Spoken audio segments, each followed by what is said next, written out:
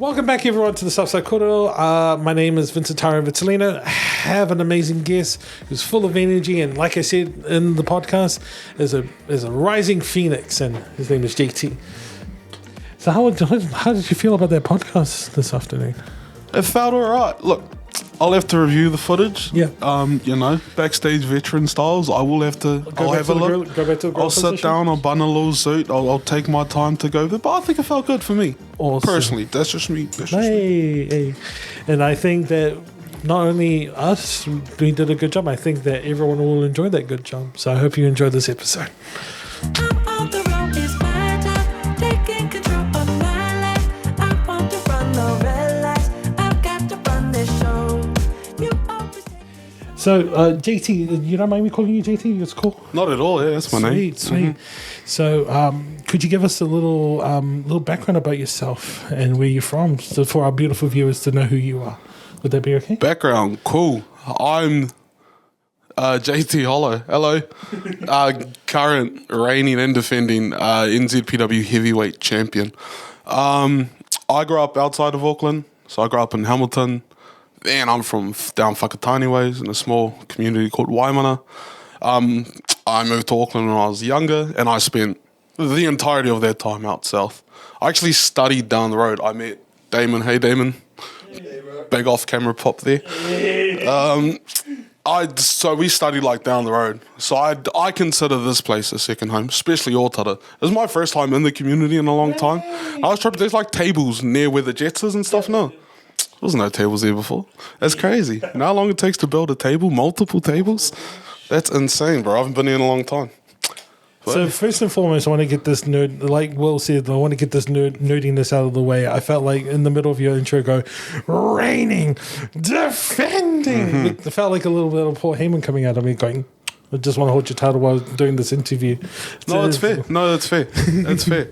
I tend to give off that aura when the belt's around, at least. I'm not so cool without it. Hey, you're still cool without it, though. Oh, thank you. Thank you. First things first, I wanted to know what got you into wrestling in the first place, because it's not really something that a lot of our New Zealanders think about in terms of just sports in general. It's a lot about rugby, cricket, and whatnot.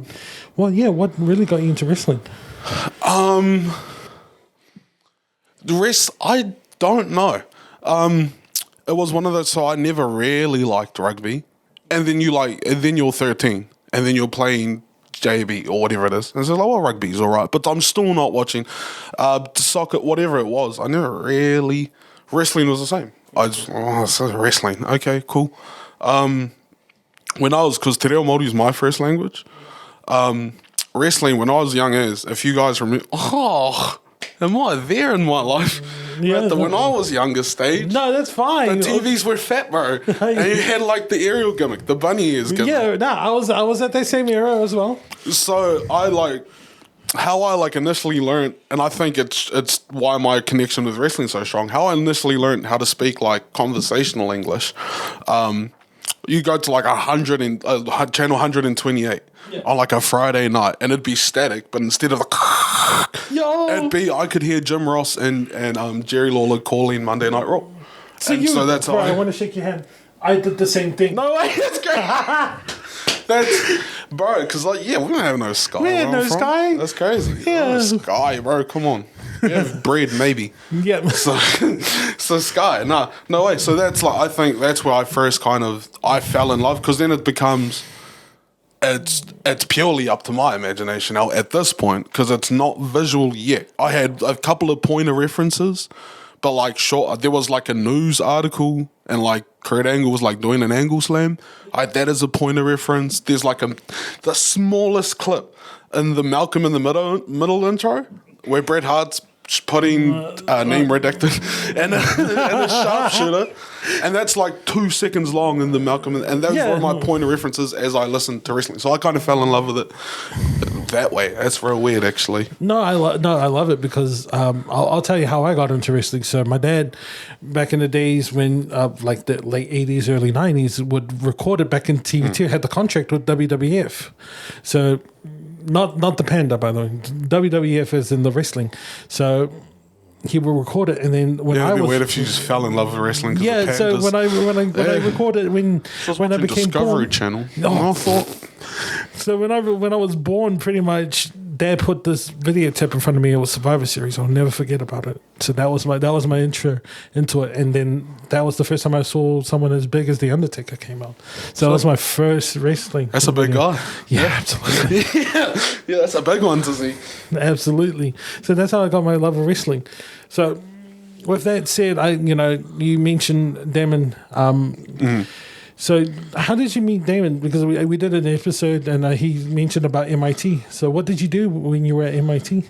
Yeah. I moved to Auckland in my teens, and then along the way, I ended up doing the creative writing bachelor's alongside Damon. This was what do we class of 2016? Yeah. This is a little minute ago now. Always had a passion for the arts. I was trying to do the music thing at the time. I thought it was so cool. And that's kind of how I got over there. Shout out to them too. I was just walking past and it saddened my heart because it's just like a white space now. Oh yeah, you're talking about the Performing Arts Building. I met Will there actually. He was my moving image instructor years ago. The class I was failing many of them. I love the fact that we have a circle of friends that we know each other from MIT. It's great. This is an insane room to be sat in, if I can just say. This is actually crazy. But yeah, like that. Bro, it's just so. I have so many memories. I grew up there, and it's just like I don't know if they have to paint the entire thing car parking or bland white. I don't know why they did that, but it's just reflective of the soul that is no longer there. But many great memories there. Do you have any particular memories that you can remember about that building, about where you were doing your creative writing? I think of, gosh. To me, when I look back at those times, this is crazy. We're doing Love Grove talk here. When I look back on those memories, I look back fondly. I was a child. I was like 16. I think I was 17 when Damon and I met. Hang on, say that again? 16, 17. Yeah, I was like 16. In 2016, I would have been 17. Yeah, 100%. Got it. Well, I feel old. I was like, my apologies. 27. No, you're good. You're good.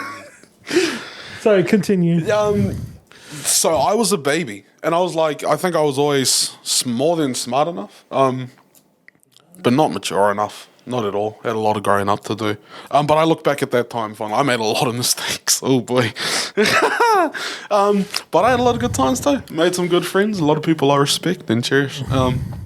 A particular memory, it's all a blur. I remember us all being super stressed all the time. On like every level, on all of it, on just being a student, trying to pay your way, dealing with the social aspects of everything. I remember being pressed for about 3 years. That's what I remember being. But I was that age where I probably couldn't. Yeah. You're a boy stepping into. You're surrounded by like really intelligent people with a tapestry of life experience, and so no, but I love it though. I love it, and it's just that I become reminiscent of all of that when I walk around in the community because it has been a long time. Yeah, it's you basically came from a different scene and then you joined into this scene and it basically amalgamated it into something new for you, and then you made it your own right at the end of it. And just watching you just explain your story about being here is awesome, because a lot of our Otarians who do leave they don't forget about their first time being in Ōtara, because it's always been their life goal to come back to Ōtara, or they do something else to do amazing, but always remember in the back of their mind that what they did in Ōtara was the funnest thing ever. 100%. I got off the bus and I was like, bro, why is this the first time I've been back in so long? I had to hit the little shop with the punny kick here. It's 1 for 3 now. Jeez Louise, the economy. What are we doing here?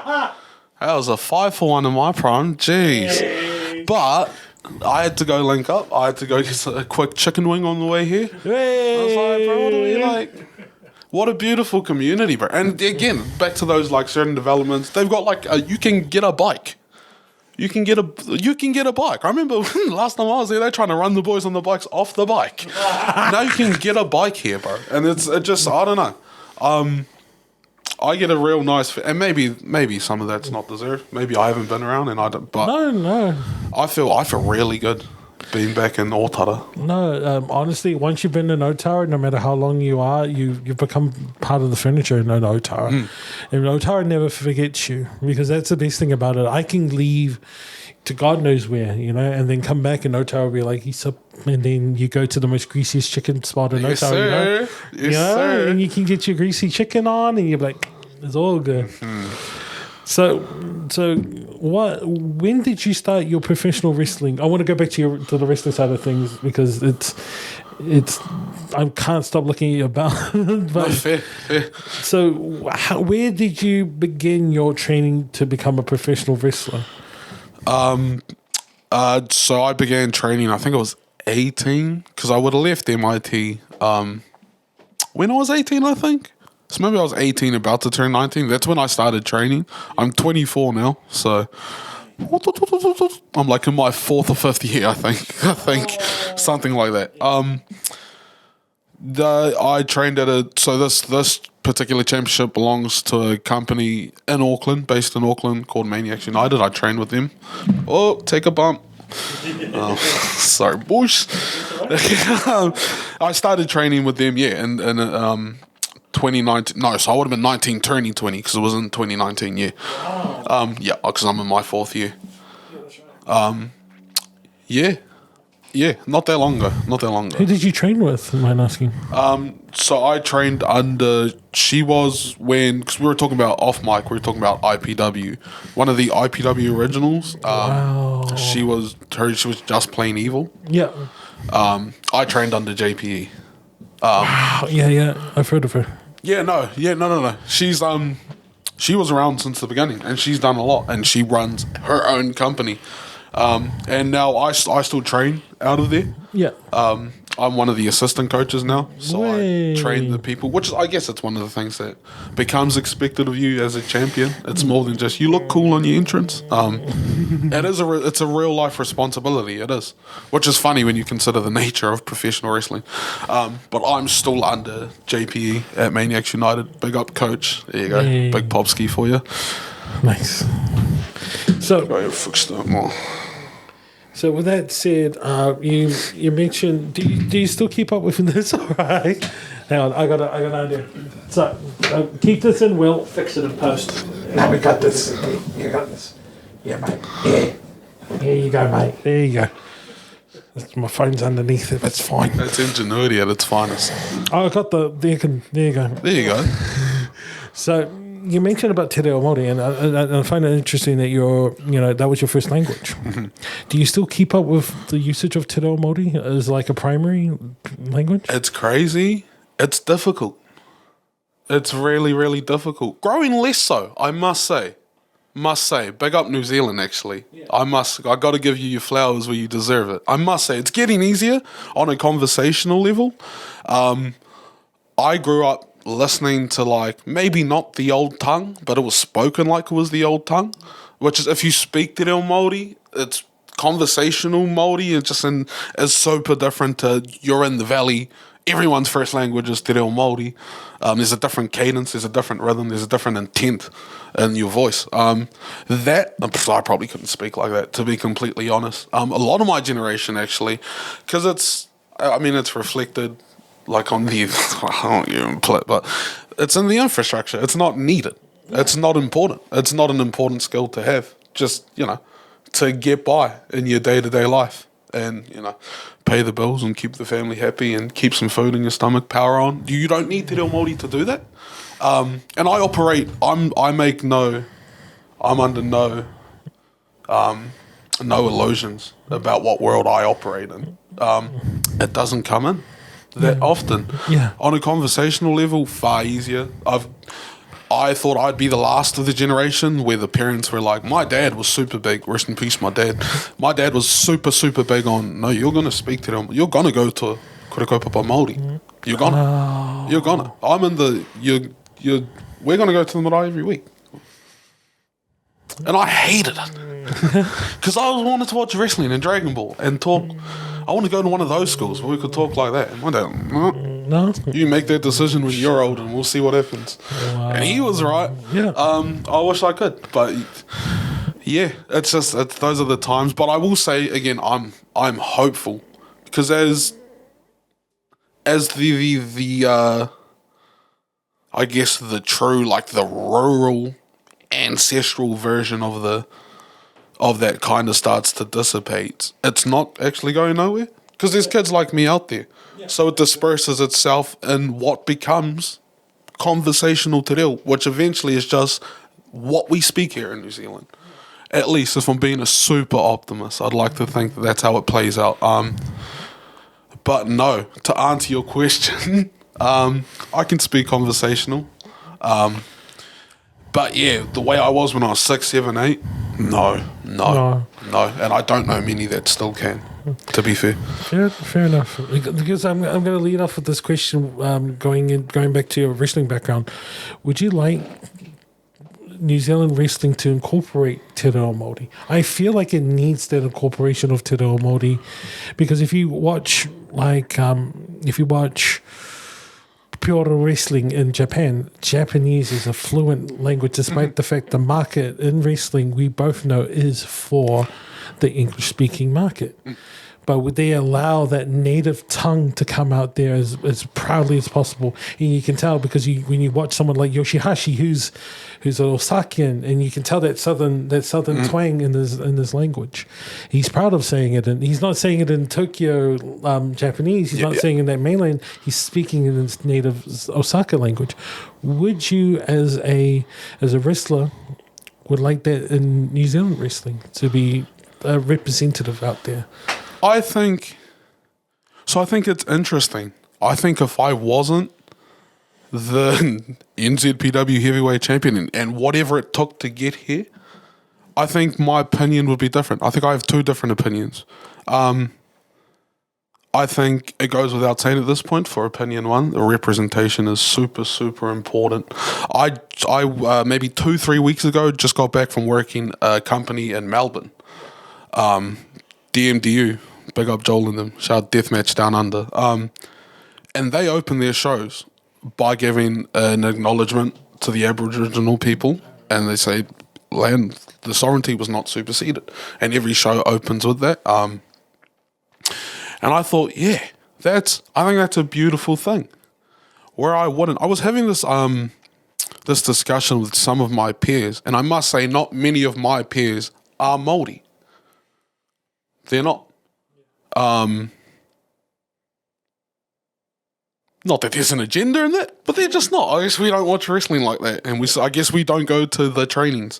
But I was wondering, I'm JT Hollow, and I'm a proud Māori man, but I've never stood on the stage and went, kamate, kamate. I don't know if you would ask me to do that, I don't know I'd feel comfortable to do that. But I can't downplay the value, and maybe a little baby JT who maybe wants to be a wrestler but is too shy to say something, and then he sees his mother tongue. I can't cut that.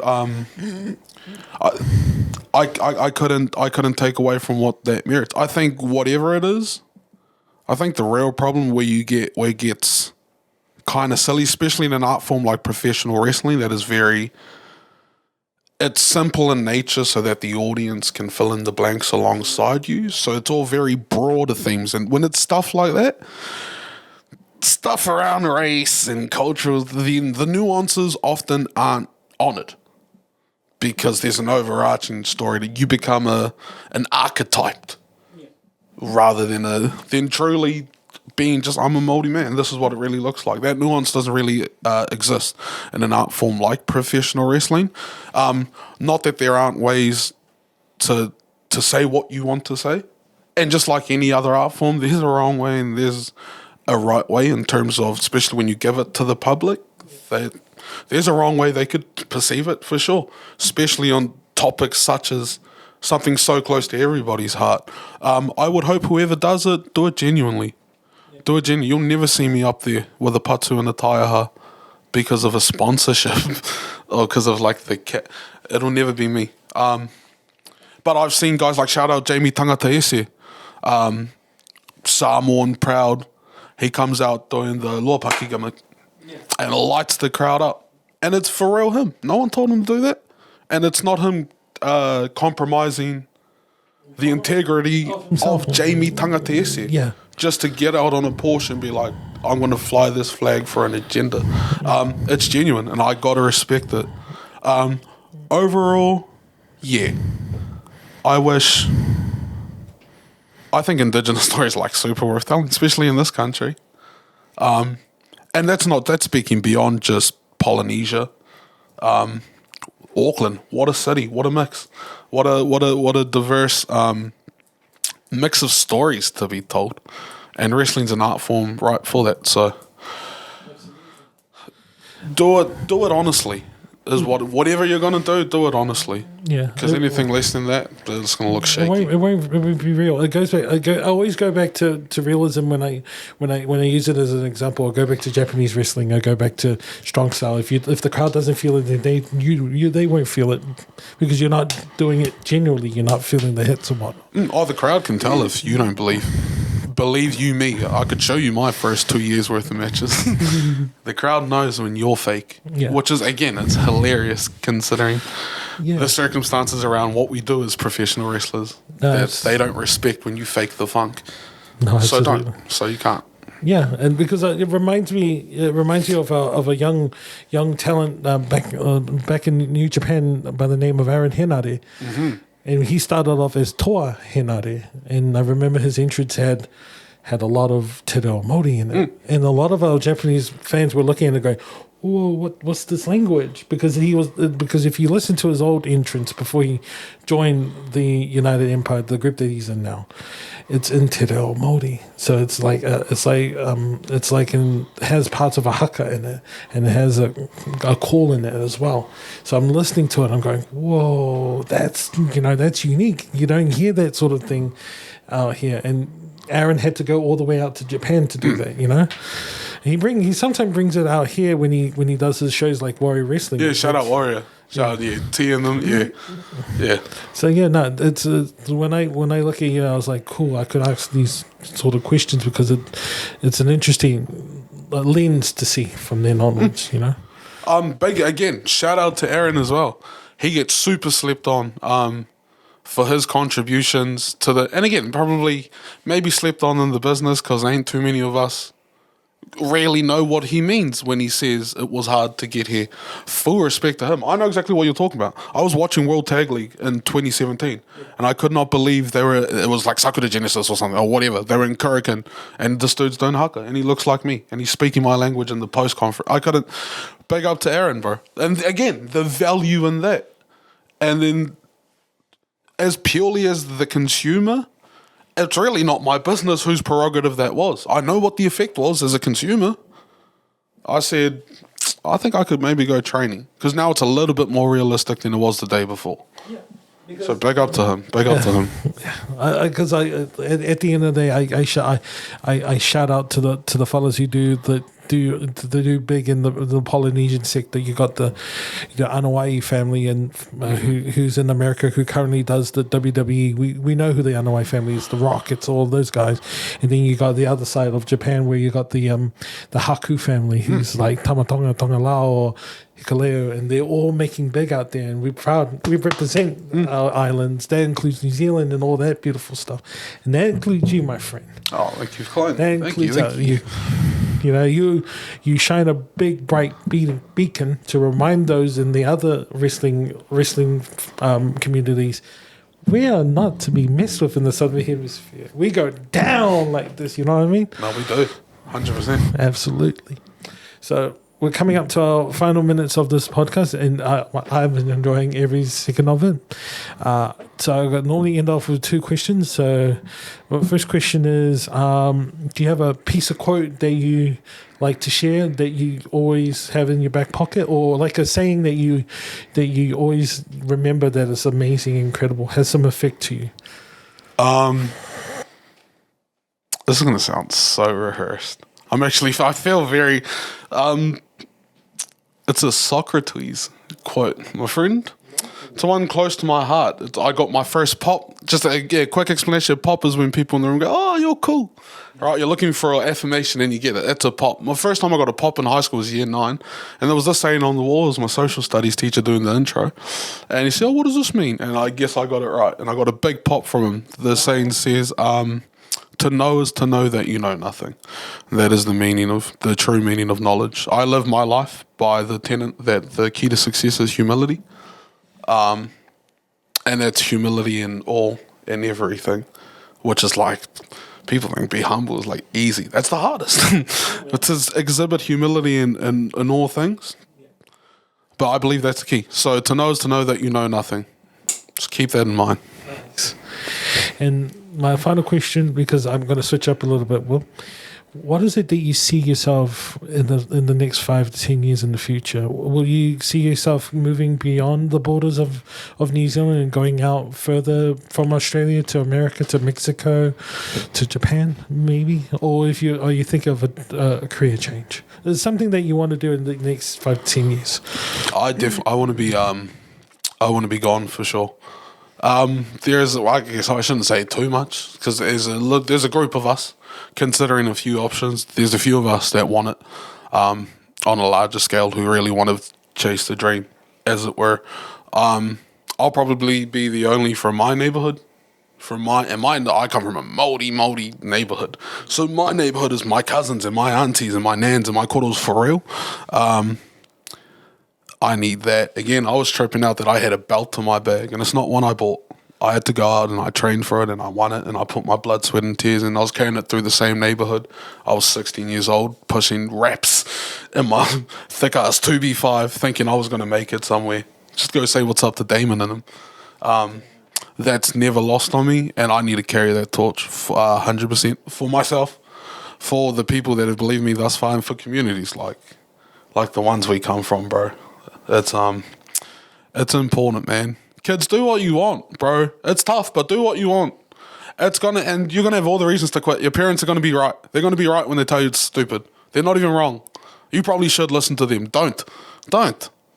Be a wrestler, bro. Be a writer. Be a singer. Be a podcaster. Be a chaser, bro. But chase it with honesty and humility, though. Attack the work with humility. Attack your responsibilities in your field with humility. Chase that, bro. Please, man. Please, bro. If nothing else you take from this, chase that, bro. Chase that. Chase it relentlessly. Please, man. Please. Sorry. No, I honestly, as sitting as a host, I always say this to my guests. I tend to strip away the word guest and host. It becomes friends, and we're sitting here and we're chilling and vibing. It's like a normal day, and I'm sitting here I'm talking to a friend I haven't seen like in 20 plus years, and I learned that from like being amongst people like Will and whatnot. And the best thing is that you get the opportunity to hear everyone's story. And it's a beautiful thing when you hear someone so passionate about what they're saying and you feel it behind it. You have a ferocity of a phoenix that will rise twice as bright and will always be the strongest one out there. And I wish you luck in whatever you do in the future, my friend. Thank you very much. Thank you for having me. No, thank you. Thank you for coming here. It's awesome. And once again, thank you for watching my episode. You know what? We're doing it in Camp 2, right? We're doing Camp 2. Thank you much for watching this episode. I hope you enjoy it as much as I did.